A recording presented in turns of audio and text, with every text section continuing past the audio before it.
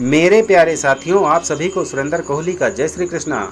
प्यारे साथियों, आज के अपनी इस वीडियो के माध्यम से मैं आप सभी को भगवान का नाम जपने से एक भक्त द्वारा पैदल नदी पार करने की कहानी सुनाऊंगा।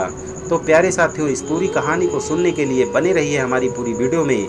और अगर आप सभी को हमारी वीडियो पसंद आए तो आप सभी लोग इसे शेयर, लाइक, कमेंट कर सकते हैं। और सभी नए साथी लोग सब्सक्राइब करके बेल घंटी आइकन को ऑल पर जरूर लगा दीजिएगा, ताकि हमारी समस्त वीडियो का नोटिफिकेशन आप सभी साथियों को हमेशा सबसे पहले मिलती रहे। तो प्यारे साथियों, कहानी एक गरीब किसान की लड़की की है, जो अलग अलग गांवों के लोगों को दूध पहुंचाने का काम करती थी।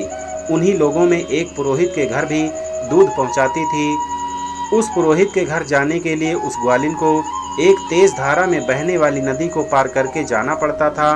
दूसरे लोग उस नदी को एक टूटे से छोटी सी नाव से पार करते थे।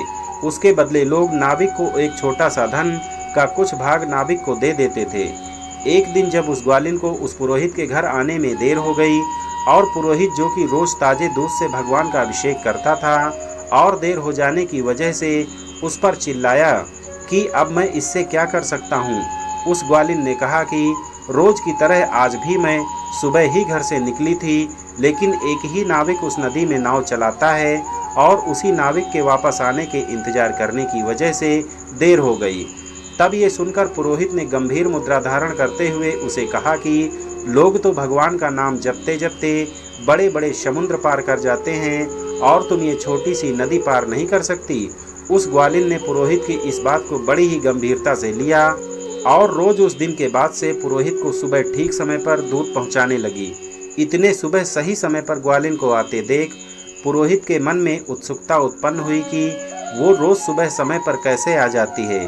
तो एक दिन वो पुरोहित अपने आप को रोक नहीं पाया, और उस ग्वालिन के आते ही पूछा कि अब तो तुम कभी देर नहीं करती, लगता है नदी में और भी नाविक आ गए हैं क्या?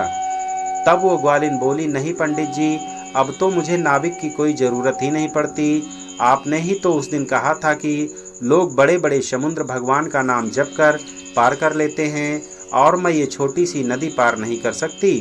तो बस रोज़ भगवान का नाम जपते हुए मैं वो छोटी सी नदी अब बस 5 मिनट में ही पार कर लेती हूँ। लेकिन उस पुरोहित को उस ग्वालिन की बातों पर विश्वास नहीं हुआ। उसने कहा कि तुम उस नदी को कैसे पैदल पार करती हो, ये मुझे दिखा सकती हो? तब ग्वालिन और पुरोहित दोनों उस नदी की तरफ चल पड़े, और वो ग्वालिन उस नदी के पानी पर पैदल चलने लगी, भगवान का नाम लेकर के।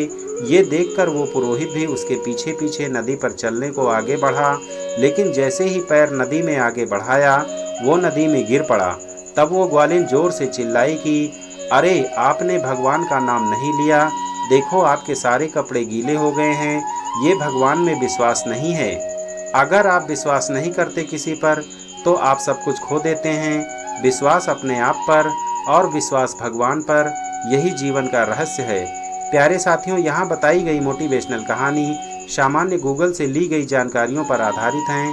डी गीता ज्ञान यूट्यूब चैनल इसकी कोई पुष्टि नहीं करता है। इसके लिए आप किसी बड़े विद्वान से जानकारी ले सकते हैं कि भगवान पर विश्वास कैसे करें। प्यारे साथियों, आप सभी पर भगवान श्री कृष्ण की कृपा हमेशा बनी रहे।